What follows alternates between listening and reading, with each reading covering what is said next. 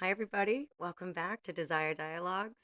And today I have a very special guest with me, and we are excited to share with you a little bit more about Stephanie Bathurst. She's a PhD, 7-time award winning therapist, a board certified clinical sexologist, and the founder of Bathurst Family Therapy and the Relationship Energy Academy. So she's very specialized in relationship energetics. She has advanced training in EDMR. She utilizes a Gottman method and integrative medicine for mental health. Um, Specializes truly in transforming relational burnout into lasting vitality. I can't wait for you to meet her more. She has all of incredible freebies and ways to lock in a little bit more of what your relationship energy style might be. She's a sought after speaker, retreat facilitator, and an intimacy educator. And she's going to bring a grounded, no fluff approach to conversations about desire, communication, and sexual wellness. So, my friends, let me introduce you to Dr. Stephanie. Lauren, thank you so much for having me. I'm really excited to be here and hopefully bring a whole lot of value to your listeners about sex and relationships, which is my specialty. It's what I love to talk about, what I love to work with, and I'm really excited to be here. Thank you. Thank you so much. I am going to start us off with what was your sex education like growing up? Such a good question because I speak a lot about how relationship and emotional intelligence is not a part of core curriculum in public school systems, and it needs to be because it's like a basic core component of successful, happy humans. So we all need it, but we don't learn it, like the critical skills of communicating and connecting, and even just connecting with your own bodies, understanding what's going on so that you can articulate with your partners. For me, it was a very anatomy focused class, more on menstruation than anything else, and that was in sixth grade. One time, came home, my mom awkwardly was like, "Do you have any questions?" And I awkwardly was like, "I guess not." And that was it. And so the rest of sex education for me was self learning and discovery. And unfortunately, like I've transformed this particular form of learning into being like a golden nugget, but like negative experiences, right? Like sexual assault and just boundary pushing with peers.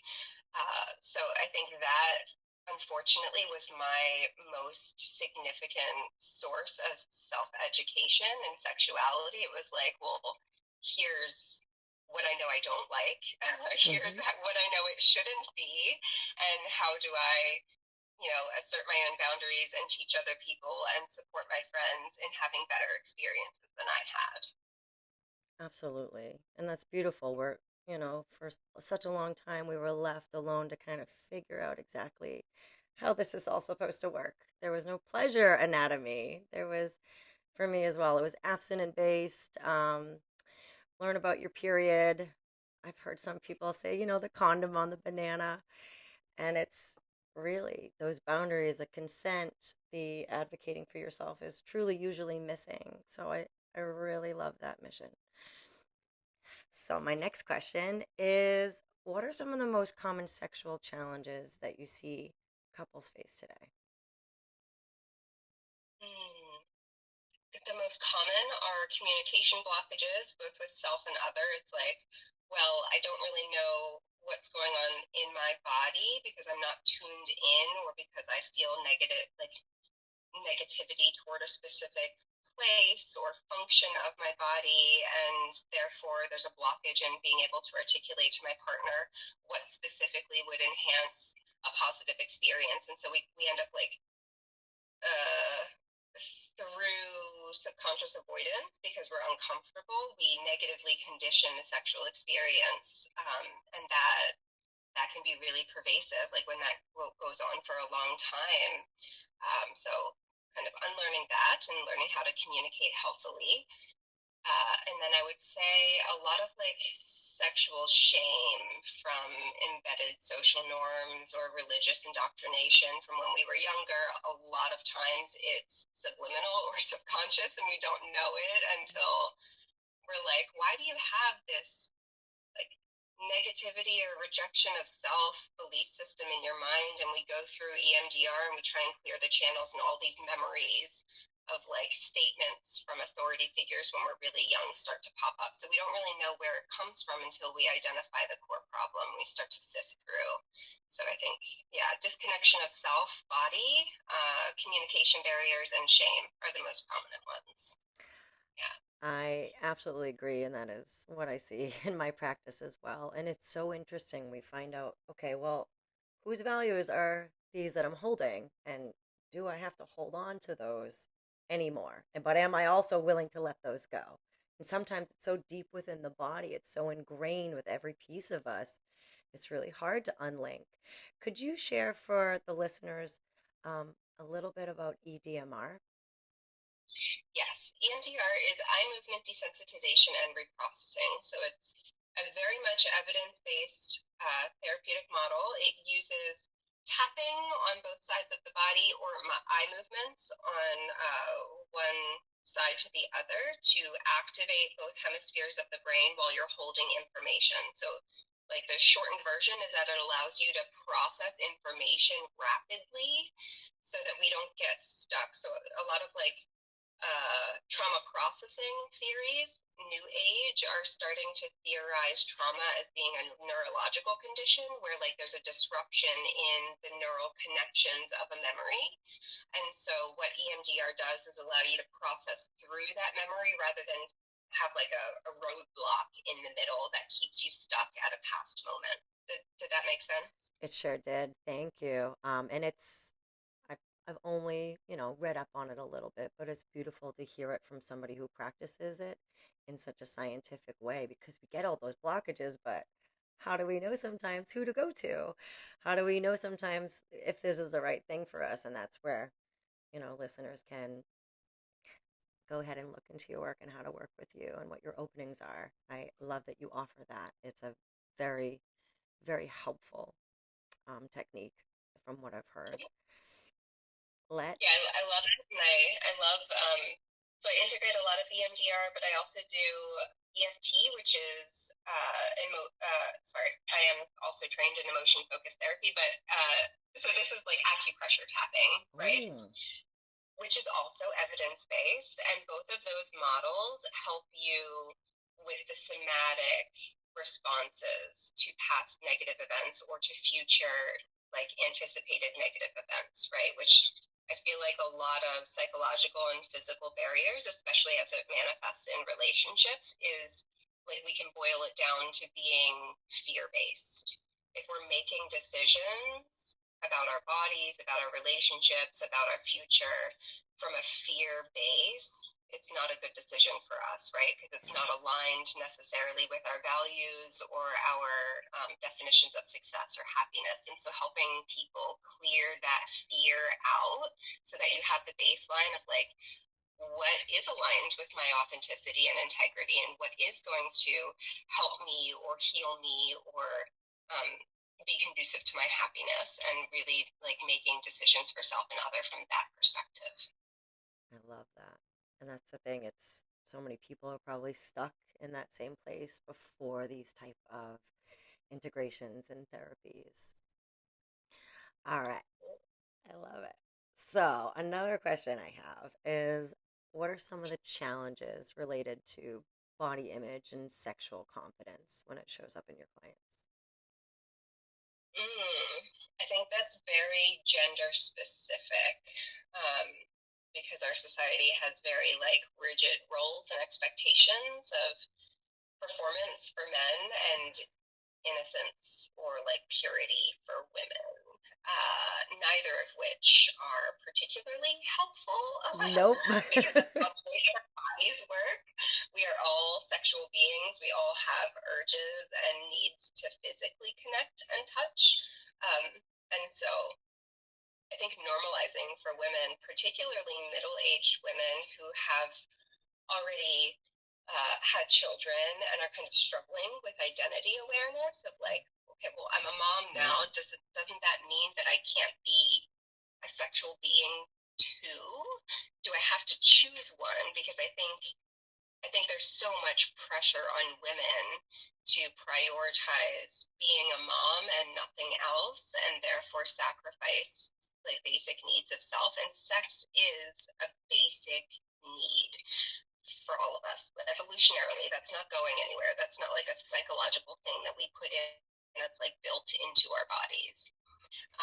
And so really supporting women in embracing their sexual self and recognizing that sex is also for them, not just for their male counterparts, and therefore pleasure needs to be integrated into the experience. And if it's not, something's wrong.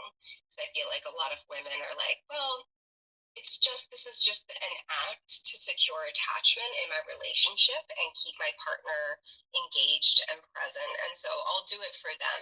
No, honey, this is for you too. Like, this part of life is for you to embrace and experience and love this feeling. And if you're missing that, you're missing a huge part of what could enhance your happiness in life.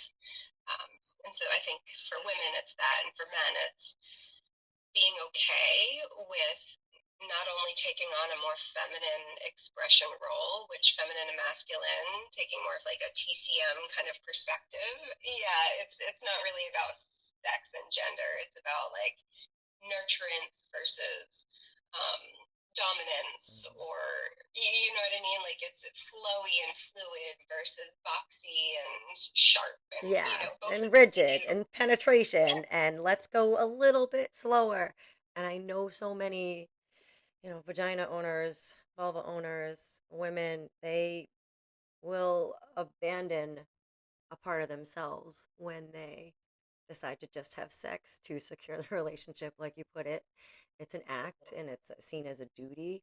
And if you're thinking like that and that's, listening, you're like, oh, that's me. There's so much more here for you and it is available for you when you're ready. And it's again with with penis owners, it's extremely pressured by society to this is my role. I have to be the initiator, or I have to, make them finish. It goes in with my identity. My masculine role is to do all these things. Put food on the table, make them feel a certain way, control the bedroom, and it doesn't always need to be that way. And I think the world is shifting in a way that yes, we can see that it's not supposed to be that way, but not everybody's on board. And I love that we're bringing this conversation up there. And when I said, focused on, like a lot of people have this orgasm as the end result. That's usually what a lot of people will mark as if this was a successful sex instead of versus the different pleasure throughout the whole entire thing. Can I ask you, like, how does the emphasis on orgasm as the only marker of a good sexual experience, like, affect individuals and couples? I think it's an unfortunate miseducation for the public that hopefully we're in these conversations kind of correcting. There are so many healthy and appropriate reasons for sex, and they differ pretty variably, like in experience, right? If you're like, I have a really severe migraine and my medicine's just not kicking it, but I know that having sex and orgasming is a natural pain reliever, Yep. that type of sex and connection with your partner, which is true, right? That's evidence based. We Yes, it is. know that that is true. That experience is going to be vastly different from I'm feeling intimately disconnected and I want to re-secure our like psychological intimacy, which is going to be more like Kariza, traditional tantric kind of experiences, which don't necessitate orgasm for that to be successful. You know what I mean? Like both are really wonderful, healthy, appropriate reasons for sex. They just look very different. And Yes. so I think when people have the end goal of orgasm, you're only attending to like one or a few of those reasons, but disconnecting from the rest.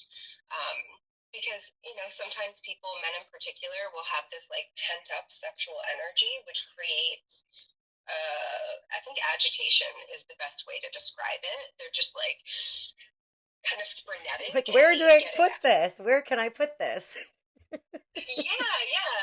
And sometimes it's just like I need a release. Like I'm feeling physically pent up and I need a release. And as long as all partners are like, yeah, let's do that. Let's release you.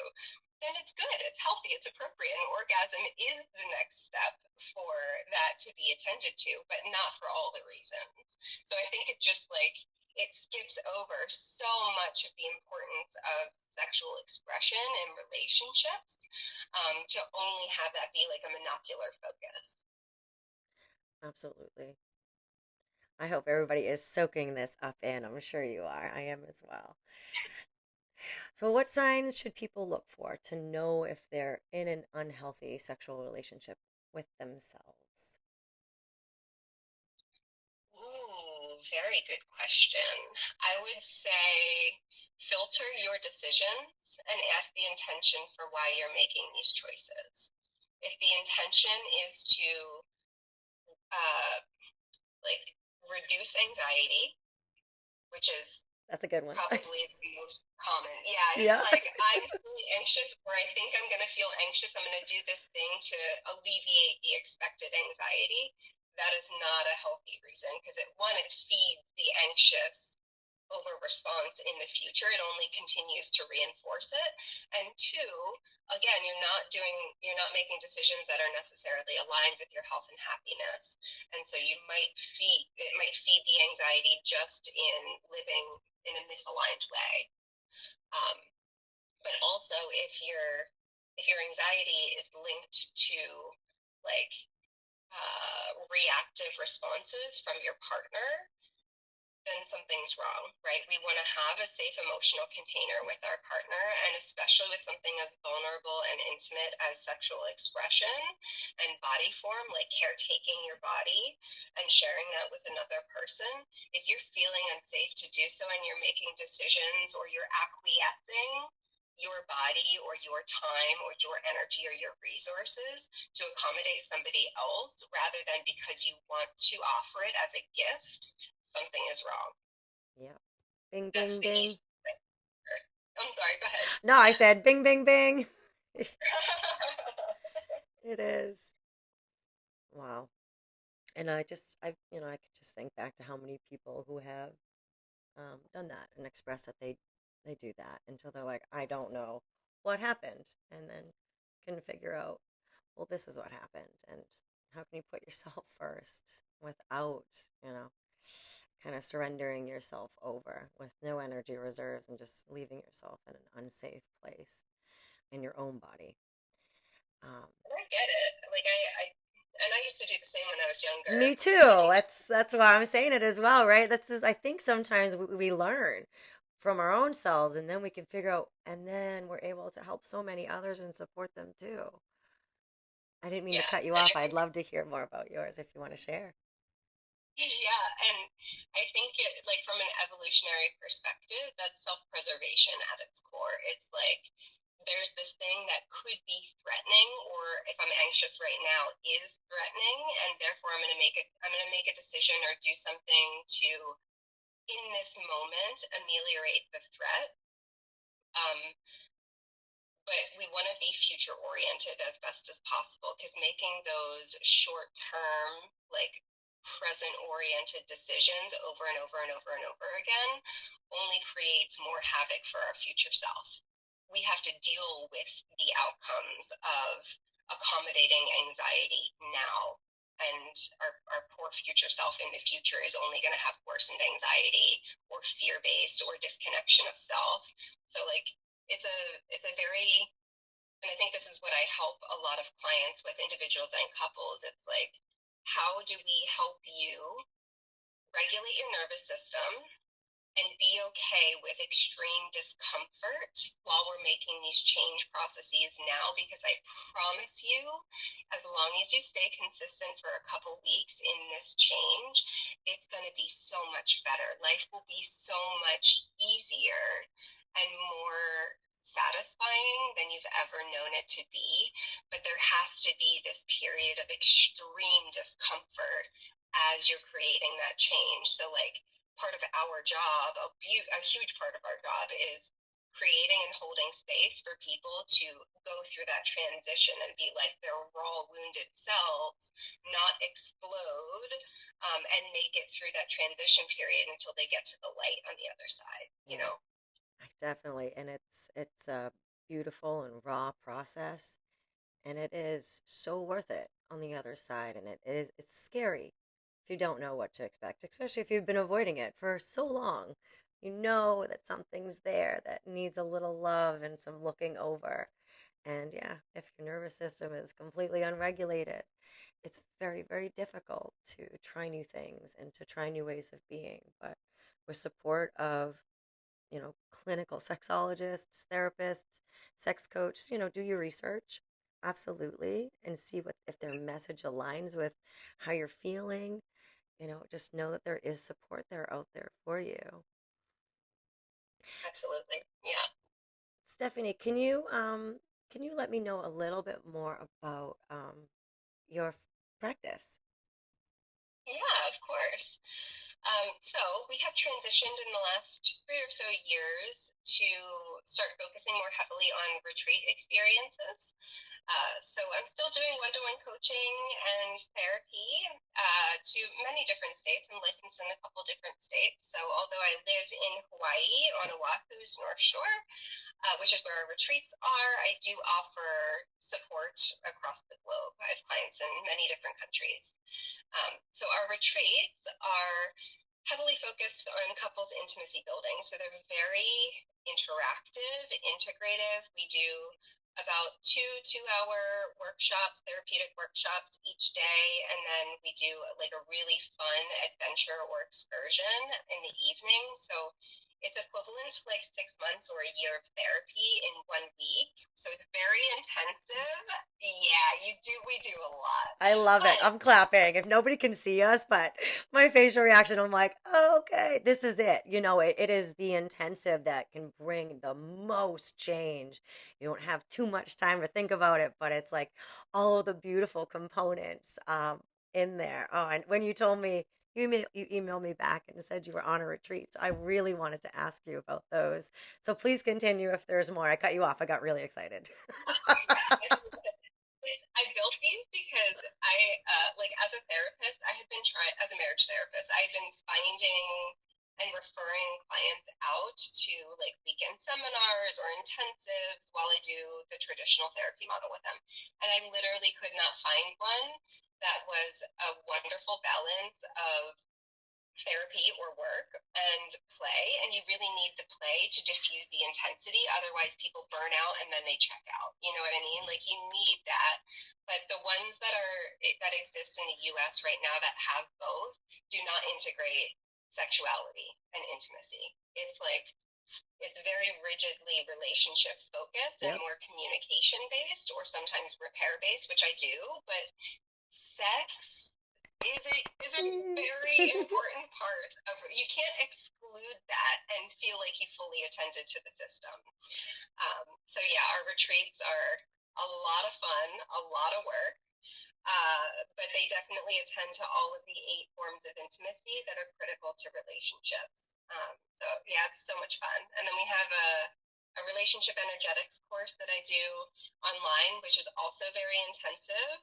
It's about 90 days. It's live coaching with online videos. And it's really, we were talking earlier in today's podcast about relationship and emotional intelligence, like those skills that are needed for relationships. And that's what that course teaches. It teaches you, like, what are all the different contributions of energy that you can give to a relationship, and how do you make that energy continuously flow, which is essentially how relationships last.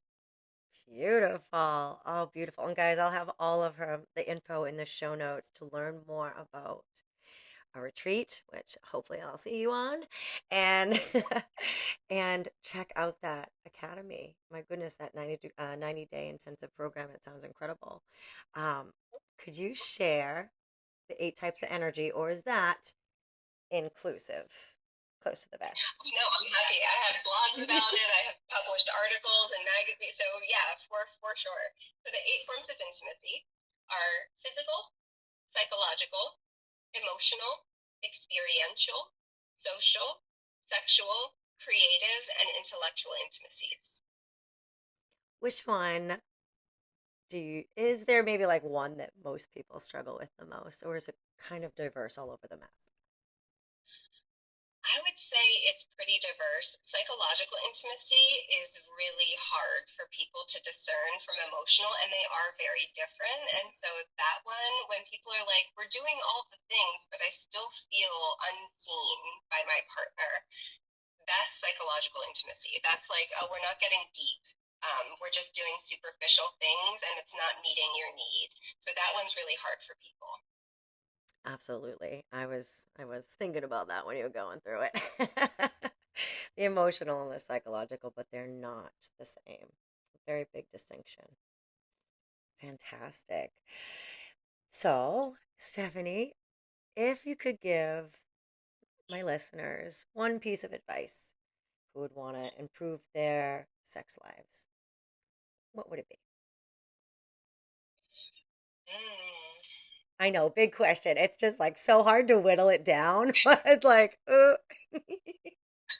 That's yeah. Well, I think I'm a little biased because I'm a trauma-informed clinician, so I tend to get really heavy, dense cases that are trauma woven. So of course we want to heal. Like our relationships can only be as healthy as its individual counterparts. So if you Mm, have any personal stuff that you haven't attended to, it's automatically brought into the relationship as an active like energy block.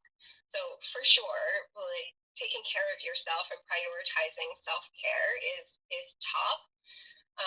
But honestly, for the general public, my recommendation would be learn your body. Like learn how to touch it, learn how to experience it, understand the sensations, whether it's like cold tingles or if it's like butterfly sensations or like a warming lava flow.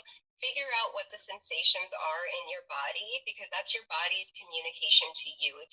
If you're not connected with your own interbody communication, you won't be able to actively communicate what it needs to your partner. It starts with you. Everything starts with you. So that's what my recommendation would be. beautiful. And it does. It definitely starts with you. And a lot of people will go through life expecting a partner to fix those pieces. And I really think that's a beautiful piece of your work, especially trauma informed. I'm sure it varies very much so, but it all starts with you at home. So, Absolutely. yeah. Yeah. Stephanie, thank you so much for joining us today. I really appreciate your knowledge and your wisdom and your beautiful energy. Truly, thank you. Thank you. It was a great conversation. Happy to be back anytime. So thank you so much, Lauren. I appreciate you. You're so welcome. I will have all of Dr. Stephanie's info down in the show notes so you can connect um, with her more on all the various incredible ways that she can assist and support. Thank you so much, my friends. Until next time.